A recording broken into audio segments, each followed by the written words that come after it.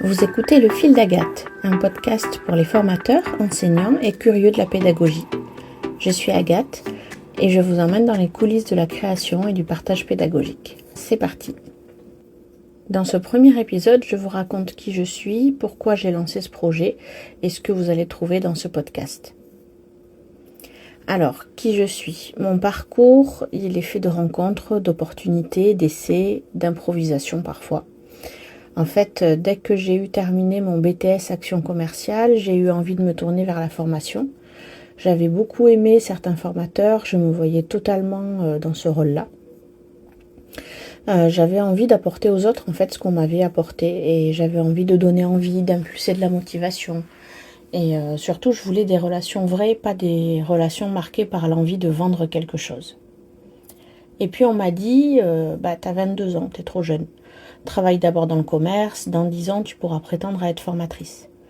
J'ai essayé, en fait je suis jamais restée sans travailler, mais rien ne me convenait et comme je suis un peu têtue, un jour quand j'ai vu une annonce pour un poste de formatrice en bureautique, je me suis dit pourquoi pas, j'ai rien à perdre, je vais essayer. Donc j'ai postulé. J'ai fait une super lettre de motivation et je suis plutôt douée pour ça. J'ai fait un super entretien.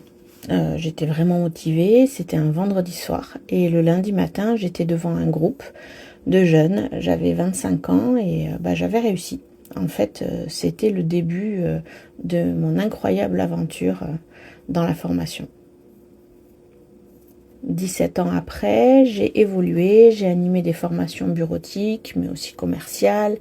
J'ai fait de l'accompagnement à l'insertion et à l'orientation professionnelle. J'ai travaillé sur du qualifiant, sur du non qualifiant, dans le commerce et dans d'autres domaines. J'ai écrit des programmes pédagogiques, j'ai écrit pour des réponses à appel d'offres. Je me suis formée petit à petit, j'ai appris. J'ai travaillé sur les compétences transversales et j'ai conçu des outils pédagogiques et des supports. Beaucoup d'outils pédagogiques et de supports, souvent très tard le soir. Et aujourd'hui, j'ai le sentiment que le monde de la formation a profondément changé. On a de moins en moins de temps, on est de moins en moins financé, l'exigence de qualité est toujours là, mais avec de moins en moins de moyens pour y parvenir. Donc ça a été dur parfois, et comme vous peut-être, j'ai connu des moments de grands doutes.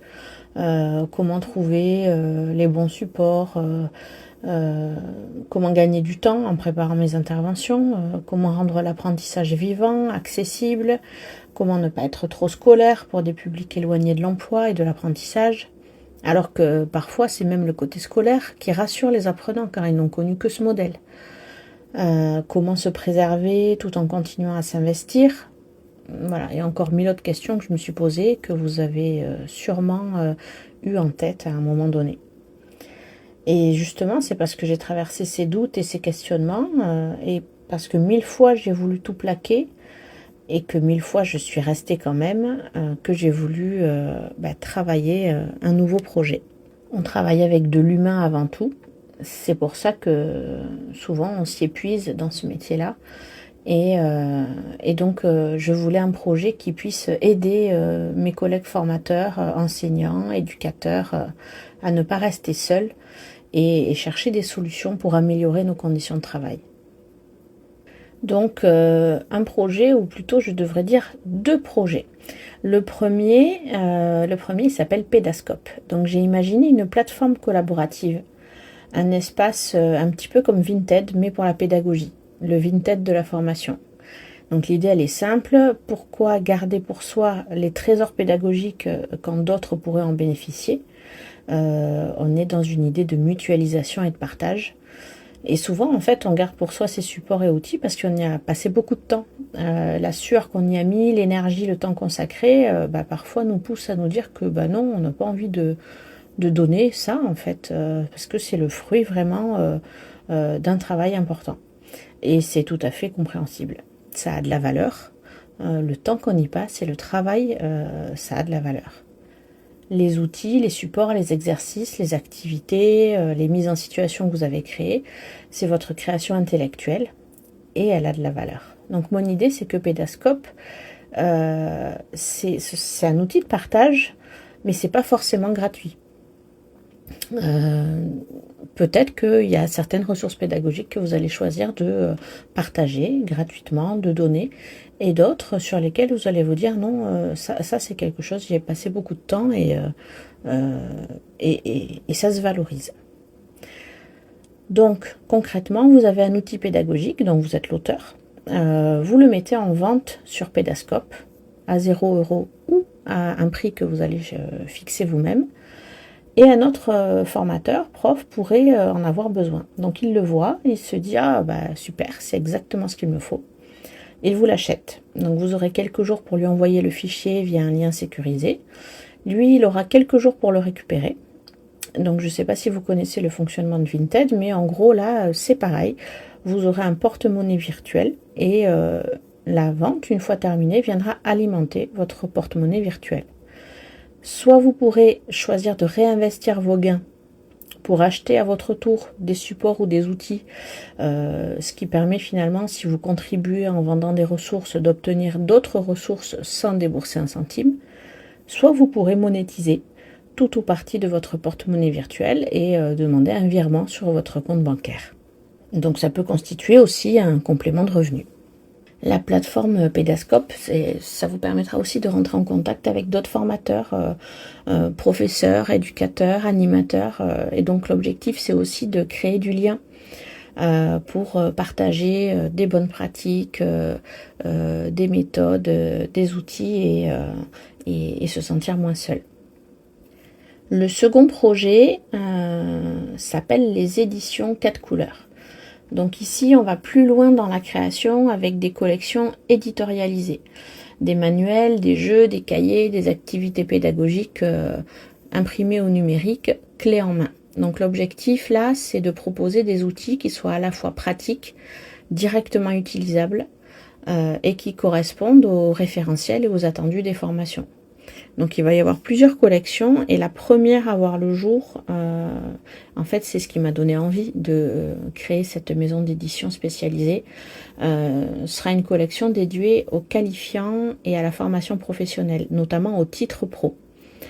Moi j'ai souvent été confrontée à ce problème parce qu'aujourd'hui il n'existe pas de contenu éditorialisé, prêt à l'emploi, adapté aux référentiels des titres professionnels. On va trouver chez les grands éditeurs des ressources parfois proches pour des bacs pro, des CAP, des BTS, en fait pour les diplômes de l'éducation nationale, mais rien pour les titres professionnels. Donc ça demande toujours beaucoup de temps soit d'utiliser des supports qui ont été créés initialement par exemple pour des bacs pro et de les adapter, soit de créer en partant de rien des nouveaux supports. C'est quelque chose de très très chronophage et qu'il faut renouveler tous les 4 ou 5 ans de toute façon parce que les titres sont révisés et évoluent. Donc voilà, je voulais répondre à ce besoin que j'ai ressenti très fort et que beaucoup de mes collègues qui interviennent sur du qualifiant et sur des titres professionnels ont ressenti aussi à un moment donné, tous les jours même d'ailleurs. Ensuite, du coup, quitte à développer une maison d'édition, il y aura d'autres collections aussi. Il y en aura une qui sera dédiée aux compétences transversales. Donc ça, c'est un sujet sur lequel j'ai beaucoup travaillé et il y a beaucoup de choses à proposer sur les compétences transversales comme le travail en équipe, l'organisation, la gestion des imprévus, la communication. Toutes ces compétences en fait qui permettent à chacun de travailler dans de bonnes conditions. Ensuite, il y aura les compétences aussi liées aux grands enjeux de la société, comme le développement durable, l'éco-citoyenneté, l'usage raisonné des outils numériques. Donc ça, c'est des enjeux et des modules du coup qui sont très très souvent demandés par les financeurs et les commanditaires. Une collection sur les compétences de base aussi, avec des outils pour le FLE, l'illettrisme, le français, les maths, l'anglais et l'utilisation des outils numériques. Et je voudrais aussi développer une collection jeunesse, donc pour les petits dès 3 ans, qui développent déjà des compétences essentielles, même si on est encore loin de l'insertion, hein, bien sûr, mais c'est quelque chose qui me tient à cœur aussi, avec la compréhension et l'expression des émotions, la découverte du monde qui les entoure, les relations humaines, la nature, etc. Donc voilà, plein de choses à développer, mais en réalité, ces 2 projets répondent à un même besoin: valoriser le travail pédagogique, mutualiser les ressources, donner de la visibilité à tout ce qui se crée sur le terrain et qui pour l'instant ne se voit pas, proposer une alternative clé en main aux formateurs qui sont épuisés, et permettre à ceux qui ont envie de produire, de le faire de manière rémunérée. Alors pourquoi la pédagogie, ça me tient à cœur? Parce que au fur et à mesure de mon expérience, depuis 17 ans, j'ai compris et j'ai vu que enseigner, former, c'est pas transmettre un savoir en fait. Ça va être créer des expériences, des rencontres, des déclics. Et au-delà du contenu, c'est vraiment le rôle du formateur et son attitude et sa relation avec les apprenants qui va permettre de déclencher des choses. La partie contenu, elle est importante, bien sûr, mais le métier de formateur, il va bien au-delà. Et aujourd'hui, avec l'IA et avec les plateformes numériques, on pourrait croire que tout peut être automatisé. Moi, je suis convaincue que la pédagogie, ça reste avant tout une affaire d'humain. Et je crois profondément que chaque formateur ou chaque enseignant est porteur d'une immense créativité qu'ils sous-estiment parfois. Beaucoup ont le syndrome de l'imposteur d'ailleurs. Mais voilà, moi je voudrais participer à valoriser tout ça et à faire que chacun puisse développer sa créativité. Donc dans mes projets et dans ce podcast, voilà, c'est l'objectif de mettre en lumière toute cette richesse, d'échanger et de se créer des conditions de travail les plus humaines possibles et créatives.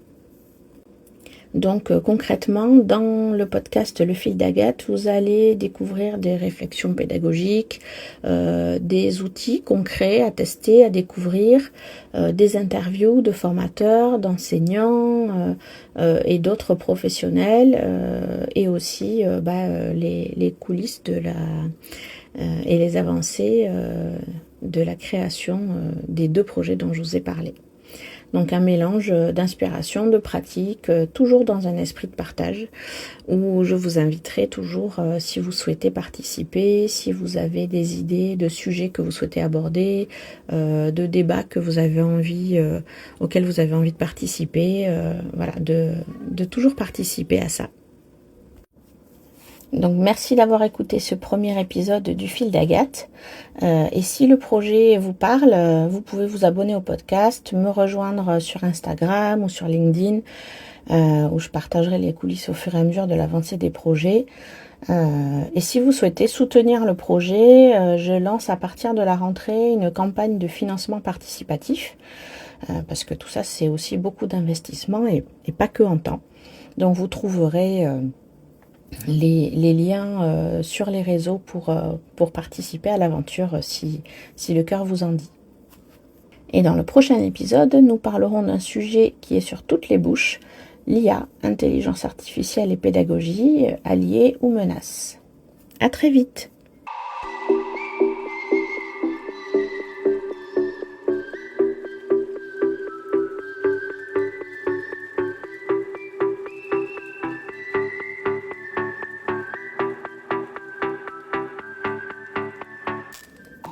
Vous avez écouté Le Fil d'Agathe, le podcast pour les formateurs, enseignants et curieux de la pédagogie.